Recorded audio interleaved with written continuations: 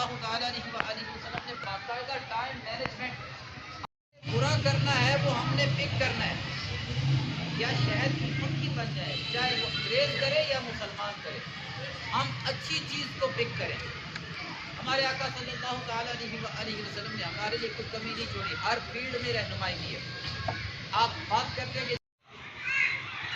ہم سارے معاشرے کا شکریہ ادا کرتے ہیں، فیلڈ میں جب آتے ہیں تو ہم معزز بنتے ہیں، یہ ایک محنت ہمیں سکھائے جاتے ہیں۔ بیٹا جب آپ جو لباس کا سٹائل ہے وہ چینج ہوتا رہتا ہے، اب یہ تو کل وہ ہوگی کہ ماں کو بھی سلیوٹ کریں لیکن باپ کو بھی سلیوٹ کریں۔ جہاں اللہ کریم نے قرآن کریم میں ماں کا تذکرہ فرمایا وہاں باپ کا بھی فرمایا۔ ہم نماز دونوں کے بارے میں کبھی کسی نے باپ کو بددعا دیتے ہوئے نہیں دیکھا ہوگا، ٹھیک ہے؟ ماں ہی دعا دیتی ہے تو باپ کیا آپ کو بددعائیں دیتا ہے؟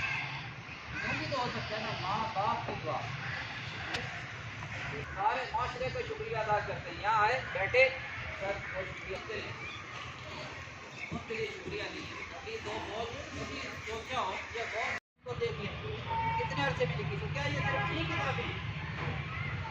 اب جو کتابیں ہمیں ملتی ہیں اسلاف کی وہ لاکھوں کی تعداد میں، اور ایک ایک کتاب کی کئی کئی جلدیں ہیں۔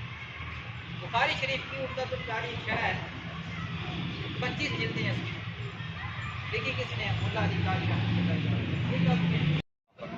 آمین بجاہ خاتم النبیین صلی اللہ تعالی علیہ وسلم۔